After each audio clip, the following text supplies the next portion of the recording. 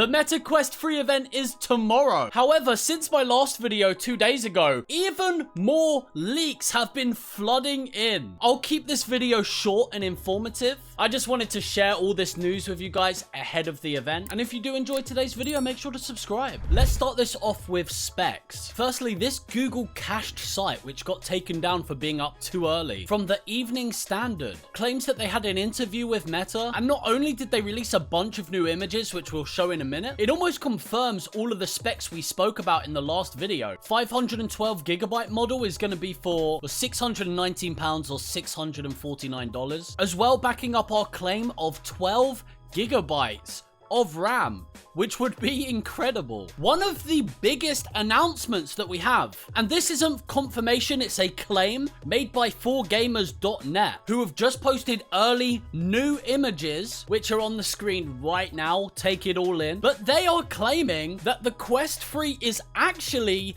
110 degrees field of view horizontally and 96 vertically, which is comparison to the PSVR 2. Meta have never made a headset with a field of view this wide, so it's not 100% certain, but they have all of these exclusive new images, and I'm sure with that field of view would be with the closest eye relief setting. However, the fact that it's capable of that would be a major win for Meta accessories. So in this picture right here, you can see the brand new official Quest 3 charging dock accessory. This will allow you to charge your Quest 3 and the controllers at the same time. Pretty cool. Another accessory we discussed in the last video, but now we have confirmation and images, is these knuckle strap accessories. These will allow you to get a little bit loosey-goosey, especially in the fighting games.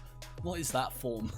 Also, we got a bunch of other new images from early leaked websites. There's this demo unit image floating around on the Oculus Reddit. As well, we got a new image of the Quest 3 and its controllers. Now, we also got a bunch of leaks from videos recorded of the pass-through capabilities on the Quest 3. We got 9 brand new GIFs from a GitHub game called Project Phanto, which is coming to the Quest 3. Now, these videos were recorded on the Quest 3 themselves, so let's take a look. I'll walk you guys through the images. This first GIF here shows hand tracking of rooms, so it's interacting with the room, the hands in or out, and it's tracking it perfectly. This next GIF is how the mesh renders work of it tracking your room and identifying walls and objects like sofas and more. Now, this next one looks a little bit messy, but it's showing AI navigations and placement with line tracking in the room. Now, this next one is spawning ghosts around the room, which is awesome.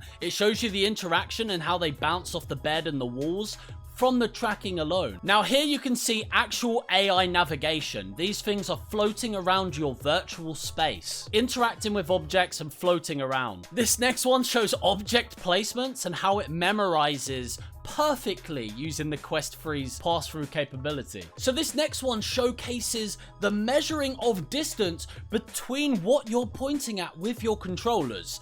That is really cool and hard to achieve. This next one showcases that even on your ceiling, you can place things and have tracking. It's the entire box around you. And this last one here is the ghost, or the AI interacting with the walls and bouncing off and actually doing it fairly accurate, which is so incredible. So subscribe to stay up to date with VR and AR news. I'll be unboxing and reviewing the Quest 3 on day 1, as well as doing a comparison video to the Quest 2. If you missed all the previous leaks, you can click on this video right here. It should be here somewhere. But thank you so much for watching. All your support recently means the world to me. I appreciate you. I hope you have a fantastic rest of your days, and peace.